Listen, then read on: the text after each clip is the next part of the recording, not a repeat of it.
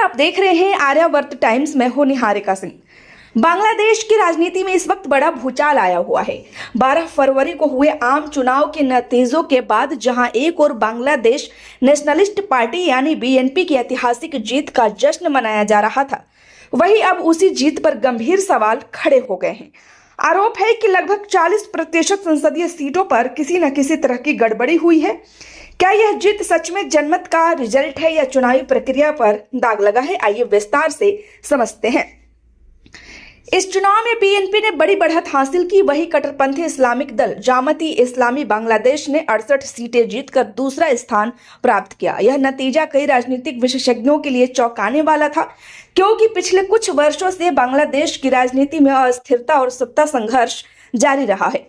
BNP के शीर्ष नेता तारिक रहमान की भूमिका इस जीत में अहम मानी जा रही है। पार्टी समर्थकों का कहना है कि यह जनता का स्पष्ट जनादेश है, लेकिन विपक्ष और कई स्वतंत्र संगठनों का दावा है कि चुनाव पूरी तरह निष्पक्ष नहीं हुआ है। अब सबसे बड़ा सवाल उठाया है भ्रष्टाचार विरोधी संस्था ट्रांसपेरेंसी इंटरनेशनल बांग्लादेश यानी टीआईबी ने। टीआईबी की ताजा रिपोर्ट के अनुसार लगभग 40% संसदीय सीटों पर अनियमितताओं के संकेत मिले। 28.6% सीटों पर खुद उम्मीदवारों ने गड़बड़ी की शिकायत दर्ज कराई। कई मतदान केंद्रों पर प्रक्रिया को लेकर गंभीर सवाल उठे। यह केवल विपक्ष का आरोप नहीं है, बल्कि चुनाव में हिस्सा लेने वाले उम्मीदवारों ने भी शिकायत दर्ज कराई है। इसका मतलब है कि मामला केवल राजनीतिक बयानबाजी तक सीमित नहीं है। टीआईबी की रिपोर्ट में चुनाव आयोग की कार्यप्रणाली पर भी सवाल खड़े हो गए हैं।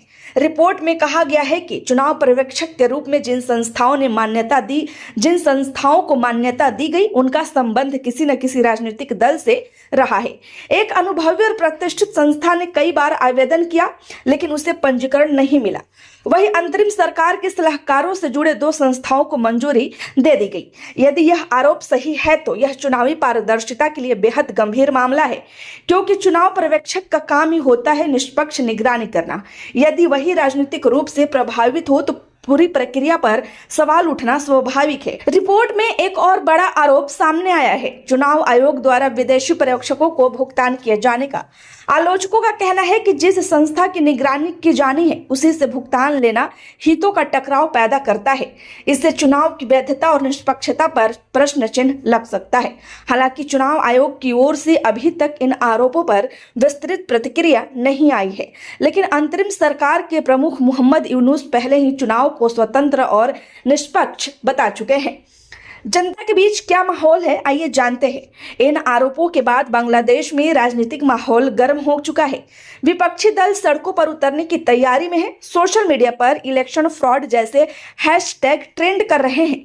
छात्र संगठनों और नागरिक समूहों ने भी पारदर्शी जांच की मांग की है। राजनीतिक विशेषज्ञों का मानना है कि यदि इन आरोपों की निष्पक्ष जांच नहीं हुई तो देश में अस्थिरता बढ़ सकती है। सबसे बड़ा सवाल यह है कि क्या इन आरोपों के बाद दोबारा मतदान या पुनर्गठन की मांग उठ सकती है। विशेषज्ञों का कहना है कि यदि न्यायपालिका या स्वतंत्र आयोग जांच बैठाता है और अनियमितता साबित होती है तो कुछ सीटों पर पुनः मतदान संभव है, लेकिन पूरे चुनाव को रद्द करना आसान नहीं होगा। यह पूरी तरह जांच और राजनीतिक दबाव पर निर्भर करेगा।